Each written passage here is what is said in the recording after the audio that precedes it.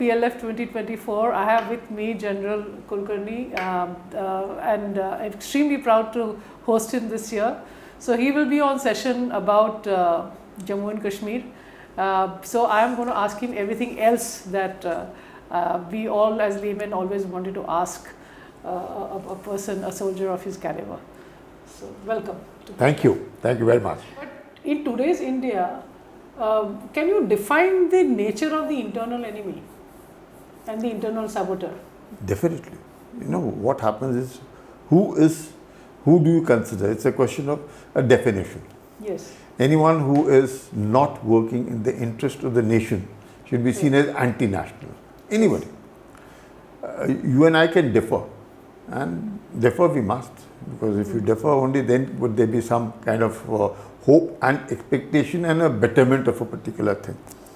But if it is done with an intention that I must help the enemy country, or it's an agenda sponsored by the enemy country, or it is with a view to create chaos in the country, or it is with a view to ensure that by hook or by crook, we must come to power, be what it may be. Let the society get divided, we don't care. But the power is what is making them crazy to do, even to go to the extent of being an anti-national. So in that context, it's not difficult, because if I don't pay tax, I'm not anti-national. I'm trying to evade tax. And there are agencies which can tell you that, look, you have not paid tax as what we expect. So maybe I would still be able to either again fight it out. No, my perception was this, your perception is this, and finally it goes to the arbitration law. But certain things which are clear-cut anti-national, which in any case, say for instance, we'll put it that we are all wanting to, if everybody says Afzal Guru, as someone who is very popular, is not to be hanged. Right? Now, all right, perfectly fine. That's some people are against hanging. It's perfectly fine, no problem. He need not be hanged. But to say that there is nothing against him, no evidence, and that he has been framed up and all this is wrong. You mean to say Supreme Court? No, it is not an ordinary court. You've gone up to Supreme Court. That means so many ways you've gone against the thing. Again, you've appealed. Again, or whatever. All means of trying to defend a man who did what he did to blow up the parliament or whatever he had to do it. If there are people still defending him, then there is something wrong, because you can't obviously do it. Because after all, the mercy petition must have gone to the president also. The president has also seen that this particular person doesn't deserve mercy, and that he was against the state, a democratic state, and his activities do reveal. No, perception may be, no, this is not happening. It's incorrect, absolutely incorrect. And therefore, under these circumstances, if he is being protected or being defended or being seen as a hero, it's wrong. Burhan Wani, for instance, same kind of thing. And in the present context, if you see, if people are voting to power these kind of anti-nationals who we consider as anti-national, they may or may not, that's a different story, is an indication that there are a lot of these people inclined anti-national. And therefore there needs some, democracy must not be taken for granted. Now, freedom of speech does not mean you say what you want to say. It does not allow you to do what you, all in a democracy, freedom comes with certain type of restrictions also. You must know where to draw a line. And in these matters, I think everybody must stand united. At least when it comes to nation, there should be there are no two ways about it. You can't say, no, there's shades of black, white, grey. No, it's black or white. You are with the nation or you're against the nation. Because you can't say, no, I'm following the midway path, I'll see I'm a fence sitter. That's an incorrect thing, because That is where I think things do go wrong, because anti-national is anti-national. He is not this thing. But again, what is very important, if these kind of people have support, maybe a very small support, but the fact that they support, that means those ones, I would term them as overground workers, sleeping with the enemy. Correct. And if they are sleeping with the enemy and they are overground workers in this context, then I think the state does need to get a little more stringent and should be able to punish these kind of characters who are definitely not serving the interest of the nation. Because the enemy, why I say this is, Pakistan has an autocratic this thing, though a democracy, but a facade of a democracy, the army, the only army in the world which has a nation to itself. All other armies have a nation. This is the only army which has a nation to itself. So it is, Pakistan is under the grip of the army or remotely controlled by the army at all times. China as well is one. There is no question. It's absolutely autocratic. So you have China and you have Pakistan. You have two adversaries. We should not even be able to be very diplomatic. No, they are adversaries or neighbors. They are our enemies. Both of them are enemies. And we are a democracy where there is freedom of speech, freedom of action, so much of freedom in all spheres. So in those two countries, everything is controlled. In this, it isn't. So to the enemy, we have already given that person A is for you, person B is against you. Yeah. And they are also seeing who's inclined towards them, and they also then tend to support. So that kind of a thing, I think, is we need to be careful, because these kind of forces can be bad for the country. I was just going to ask you that, because suppose we have an attack on Uri, we do the surgical strikes, and then you have the Balakot as a response to Pulwama. You have from political spectrum to the entire ecosystem down to college students doubting what the army says. But when it comes to really the national security and the decision making in the closed doors and in the complete hermetically sealed spaces that you take the decisions, does this narrative on the ground, whether it is the Naxalites or whether it is whatever, does it really affect you? Does the noise of the ecosystem, say protest against Afzal's gurus, ultimately in your working, in your decision, does it affect? Like as a citizen, I'd like to think that it does not. I hope it does not. But is narrative building, are we giving it too much importance, or should we actually take care of narrative building? See, you are a nationalist, so I said, I sincerely hope it doesn't affect you. Yeah. And indeed it doesn't affect us, because as we all are doing our duty, the Indian Army or the Indian Armed Forces, when I say the army, it means all of us. Yes. They're apolitical. To them, it doesn't really matter which party is in power. It just does not matter one bit which party is in power. To them, it's a job that is to be done, is to defend the Constitution of India and to defend the country and to do what the government expects us to do or wants us to do, whichever government it is. So we're apolitical in that context. And in the process that we all are working, it wouldn't affect at all. But where it starts, you get a feel is because of the media. You find that earlier in the media, one didn't know. There was television didn't have that kind of penetration into the society today. So many hundreds of channels, penetrations, YouTubes, internet, so many things. So you, I would say, a soldier also is aware of what is happening around. Now, when he is in Kashmir for a duty, and you suddenly find that there are protests, he in his mind knows that these people. So where it affects, because he somehow starts thinking what he has heard, that he's now seeing it on ground, that yes, they are anti-nationals and that they're supporting something which is wrong. Now, for instance, say Burhan Wani, for instance, or Afzal Guru for that matter, and I would even say Engineer Rashid being elected to Parliament from whereas he's charged for treason. and he's in the jail for about 5 or 6 years, and then he is in jail and he wins for over 2 lakh votes, defeats the ex-chief minister, defeats Sajad Lone, who's over there. What does that show?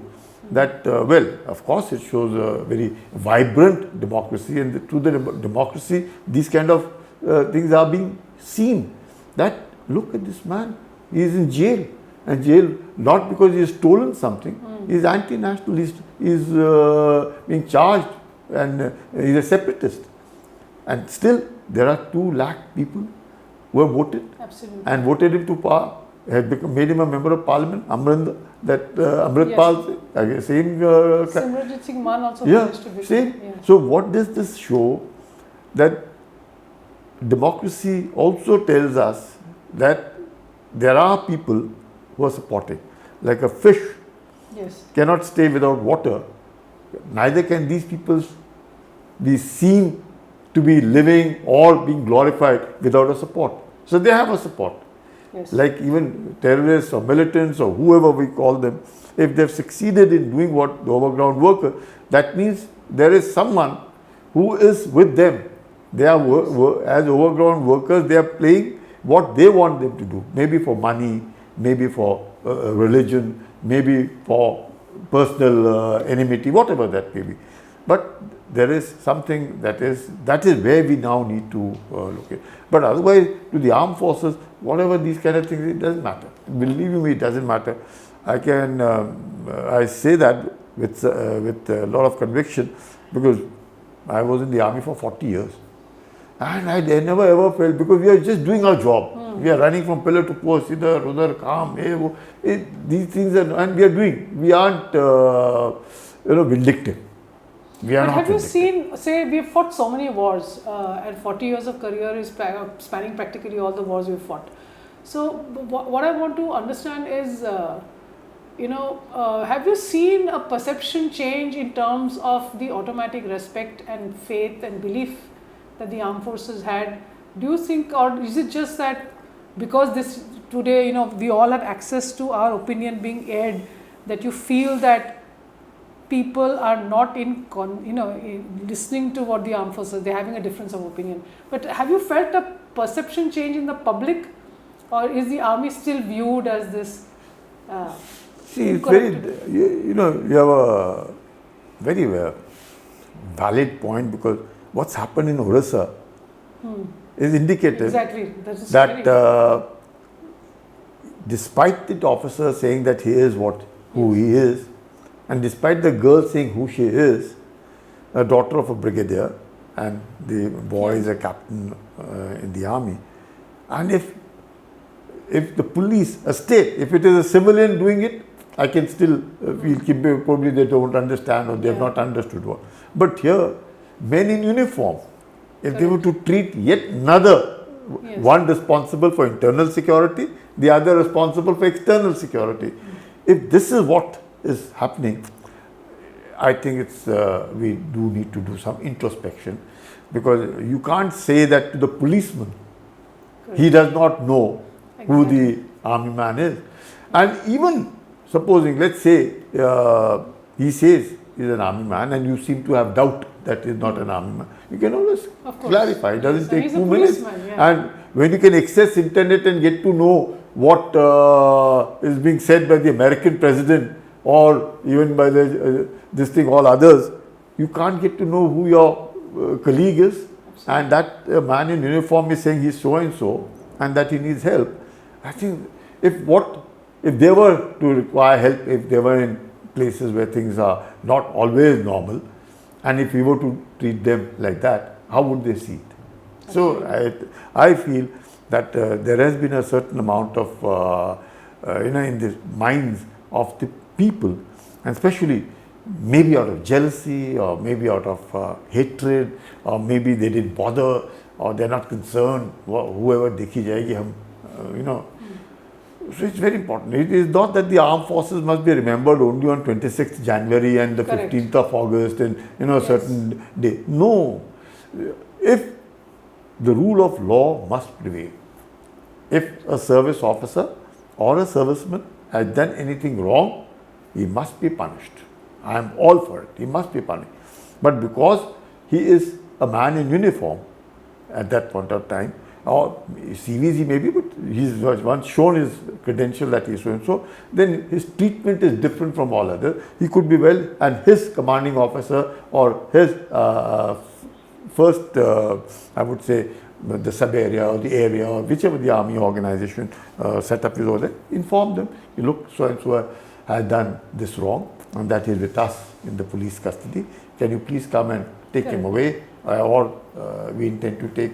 But nobody should take law in his hand by beating them up, or taking their clothes off, and I think that was very wrong. And it's not happened now. Something happened in Indore also. This thing now, the second incident has happened. I would much prefer to call them as aberrations, which should not be seen as a normal. There is a lot of respect for the armed forces. Lot of respect for the armed forces. There is no denying the fact. But then, after all, the armed forces are, they are from the same kith and kin, same stock as all others are. So, and our training is what makes us a little more better and act better, because at all times we are not carried away, and the training does come. Constantly we are told Naam, Namak, Nishan. You are constantly being told nation comes first, you come last.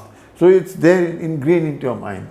And then when you see some of your colleagues die, their families being taken care of, then you automatically you find the Prime Minister, the Raksha Mantri going around visiting all these army posts on occasions of Diwali, or interacting with them on Holi and on certain occasions, is indicative that they have in mind that these armed forces do live a hard life, and they do need to pep up, and they do need their motivation to be constantly raised and be told, and constantly you find that something new being introduced, modernization, because after all the survival is the most important thing. So constantly infrastructure improvement, modernization of the armed forces, training of the armed forces, better living conditions for the armed forces, ensuring that they get better pay and allowances for all this is being seen by the government to ensure that at no point of time the national security objective is compromised. Because after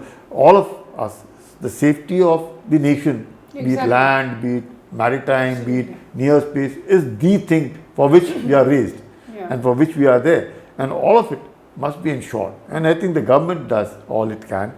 People, I would say, these are aberrations. All that has happened. I'm sure if you were to ask them today, they would say they were sorry about whatever has happened and they should not have done it. There is no denying the fact that these are aberrations. But then it must not become, you must nip it in the bud. And stringent action must be taken against people who do that, because otherwise it happens a number of times. It happens Jawan will go to the magistrate or to the near policeman to say that, look, there has been a theft in his house, or someone stolen his buffalo, or somebody has done something, and if you were to just ignore him and say, come on, we'll see it later, then he loses faith. And he must not lose faith. He must trust his countrymen, and the countrymen must trust him. And he must also live up to the expectations of the people. That's also very important. He must not take law in his hand, and law must be respected. And at the same time, others must also respect him for whatever he's doing for the nation. It isn't like that. It's hard living. Since living is like staying away from the family for so long, and mobiles have made the connectivity so close. Earlier, a letter was written, so it reached him 7-8 days later after the incident has happened at home. So by the time he responded, everything had probably subsided and things had got sorted out. But now it's within his wife might just call up to say this is what has happened. So, and he then gets perturbed, and then obviously he expects somebody to help him. And I think this, people are realizing it, and I sincerely hope that the respect for the armed forces in India, which has been high and continues to remain high, and that we all also must live up to the expectations of our countrymen and not hesitate at all on any issue. And at the same time, the people also must look at the soldier as someone who is the guardian. Because if you are guarded well, the country is guarded well, we will do economically very well. Otherwise, you see what's happened in Ukraine, you see what's happened in Gaza, you see what's happening in countries like Lebanon. So it's indicated. You have to have strong armed forces, and that strength is derived from your country. Correct. If country is strong and it does well economically, and it can only do well economically if it has secured its frontiers. When the frontiers are secured, it will do automatically do well. If it does well, everybody stands to benefit. So it's a win-win. You have been an infantryman all your life. And first of all, we could start with you telling us your journey as a soldier. And then if you can also maybe round it off with the nature of warfare today. And how much of it is really, do you think, is going to be soldier to soldier on the ground, to the nature of technology intervening, has the nature of warfare changed, and what is the relevance of the infantryman in the current scenario, possible scenarios of war? So Very I want good. to listen to you, and then I want to listen to I'm so happy that you asked this question for it. See, warfare has changed. There is no, you can't say the wars will be short, the wars will be long, only conventional or trench fighting will be going on, or you have other weaponry being used. Warfare changes, from conventional to asymmetric to hybrid and all kinds of. But the man behind the weapon does not change.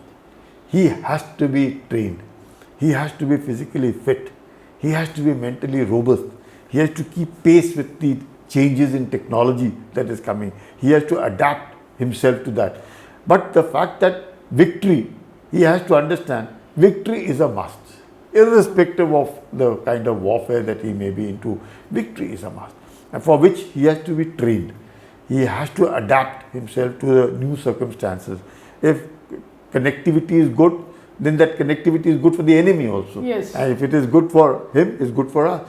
So therefore, that connectivity has to be seen how we can use that connectivity proper and deny the enemy that connectivity. So everything, whether it is infrastructure, whether it is connectivity, or it is living in very, very difficult and harsh conditions. After all, man has not changed, and he will not change. Here, in fact, there is more, I would say, he's got to be more responsible, because if comfort levels have increased, it mustn't make him complacent, it mustn't make him weak. Correct. That physical fitness he has to maintain, that mental toughness he has to ensure, and that both of them he can only ensure it if he adapts himself to the changing warfare, changing conditions, because earlier fighting was left to the men in uniform.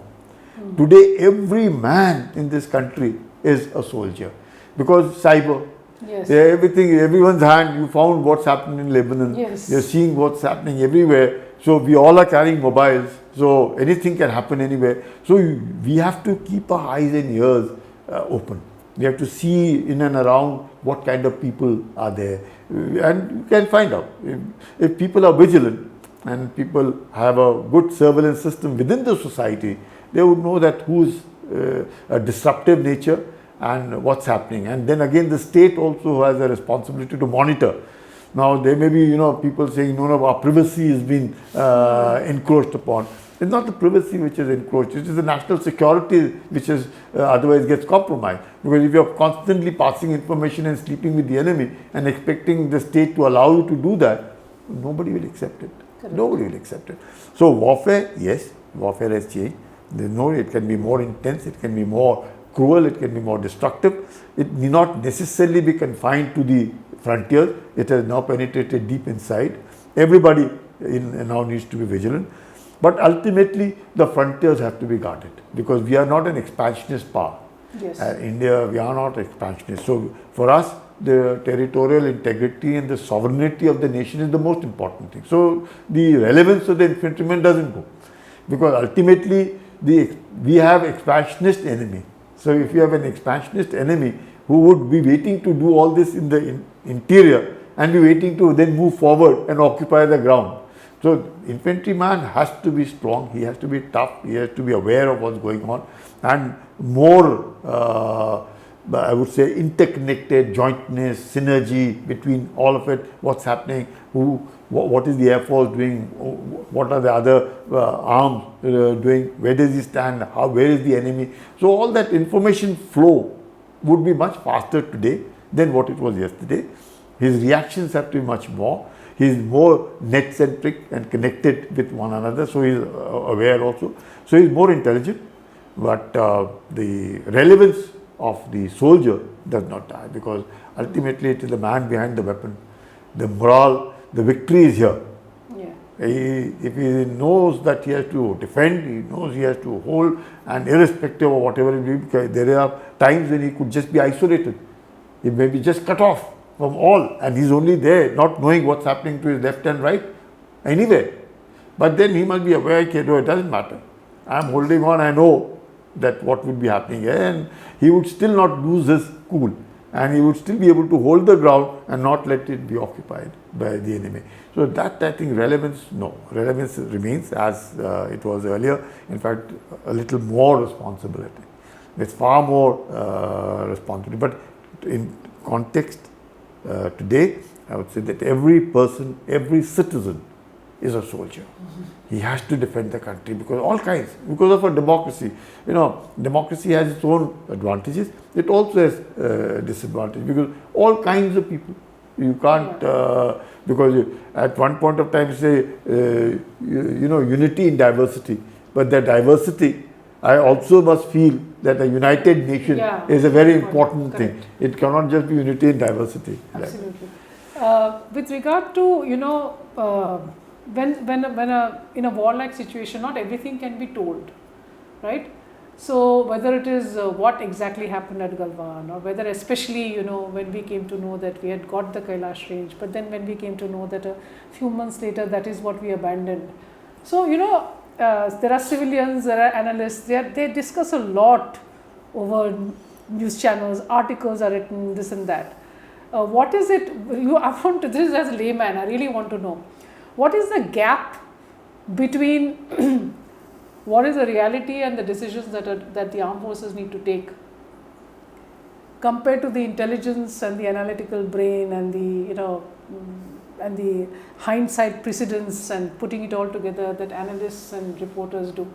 There are times when the army can't even explain itself, because it's better not to explain itself, because you'll be giving out too much and you don't want anybody to know that you know. So are there any like, you know, completely skewed narratives that have taken place because of this? Like, see, what you're saying is, I understand. You know, in these kind of situations, there are no black and white, you know, the shades of grey, because perceptions are there. You know, like everybody says, like what you're referring to probably is that, you know, most people say the Chinese have not come, and some say no, the Chinese have occupied a bit of territory. Now, the understanding between India and China have been through various treaties that have been signed, and you find over the years they have occupied a sizable chunk of Ladakh. Now, it hasn't happened overnight. It's happened over the years, and there is no proper boundary other than what we call the line of actual control. Now, if you have LAC, which I have LOC, the line of control with Pakistan. Now, that is first is indicative that there is something different with others. Otherwise, they would have said an international boundary. Border, So since they are not using the word international boundary, they are using these kind of terminology, is indicative that there is some dispute which is occurring. And then in the dispute, that means the settlement of the dispute has yet not taken place. And therefore, the stocks are ultimately, you know, we as a nation, war avoidance would be much better, because the enemy is forcing you to go into war. They also would lose a lot. But if they were to lose, some country might lose much more. Some country might lose a little less. So the aim of, say, China would be to put back India economically. That is the aim. Where India would ensure that they reach a level of deterrence that you don't sort of, you know, unnecessarily show your strength and try to be aggressive with India or wanting to push India, that India wouldn't accept. When you talk about the Chinese, that on the Kailash range for that matter. Now, if you look at it, right from we got our independence in 1947, the PLA took charge, the Mao Zedong in 1949, and since then you find slowly and steadily exercise in this thing. So, a sizable chunk of the Indian territory is already under the occupation of the Chinese. Correct. Almost to the extent of maybe 37,000 square kilometers. In that context, when you say that the Chinese have come and gone, no, the buffer is there, but the buffer is only in the Indian territory. Obviously, it is Indian territory. The whole 37,000 square kilometers which has been occupied by China is Indian territory. It is not their territory, it is our territory. So, we have to regain that territory. So, when we have gone into this buffer, obviously, we have gone into our own to ensure, basically to ensure that there is no, some small error can lead to a catastrophe, because after all, men are armed and that tempers can fly, and therefore to avoid that kind of a situation, you enter into agreements and various things, so that the two countries don't just start getting to fight at the first instance. So in that context, say Kailash range for instance, because the Battle of Razangla of 1962 was fought on this range. I wouldn't say that, it is the Chinese are sitting there. No, the Chinese are not sitting there. The Chinese are down below in their, this thing, along that lake. So you don't see, for that matter, to at any kind of time that the Chinese have occupied and that finger 4, then finger 8. It's not like that. But you will find that a narrative has been created, and that narrative suits the enemy, because the enemy is quite happy to feel that in psychological warfare they have put a kind of a doubt in the mind of the Indians, and that doubt in the mind of the Indians, some Indians, they seem to be playing up to say that, look, this is what has happened, this is what happened. Which I think is incorrect, because that is why talks take place. That is why you found that when the Chinese did what they did in Galwan, the mobilization that took place, and to be able to hold on to it along all the friction points is all indicative that the Chinese have realized that India can retaliate, that India is not going to take it lying down, and that irrespective of the treaties also, and much that they might think that not a shot was fired and losses of men on both sides are there. So I don't think such a situation is good for either of the two countries, because it leads to tremendous amount of tension, because after all the altitudes are very high. Yes. And in those altitudes living is extremely difficult. And eyeball to eyeball, they have 50,000 troops, we also have 65,000 troops. So that kind of a situation cropping up is not good. And I think in that context, you find the foreign minister talking, you find so many corps commander level talks taking place, some amount of pullback is there. So you will find de-escalation does happen, disengagements at some friction points will take place. So it takes time. There is no denying the fact it will take time. But it is not like, most people will say we've lost a sizable chunk of territory like that. It is not so. We have lost, as I said, 37,000 square kilometers.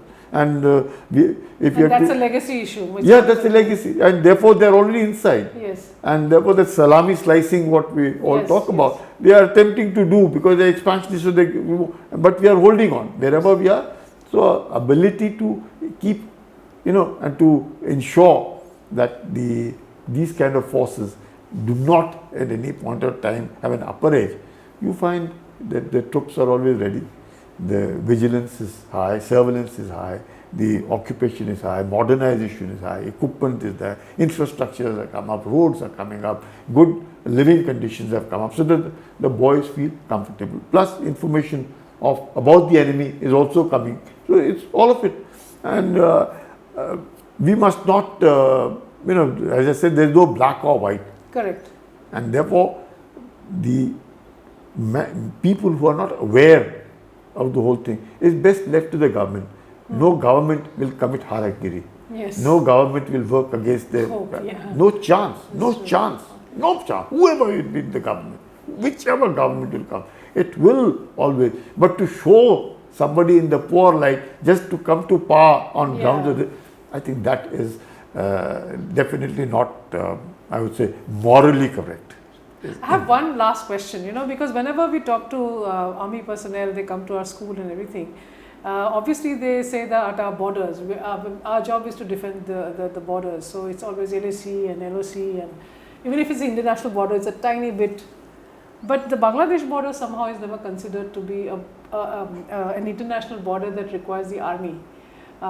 Considering what's happening across the borders from Burma, considering what's happened in Bangladesh today, do you think ever, God forbid, we don't want the extra permanent deployment of the army along the Bangladeshi border? Do you think that is a possibility? See, now with the kind of influence of Pakistan in Bangladesh, influence of China in Myanmar, and they are attempting to destabilize the northeast. And in that context, definitely we have to be alert, because with Myanmar, we have a 1,643 kilometer long border, and just about 30 kilometers, I am told, is fenced, which is hardly anything.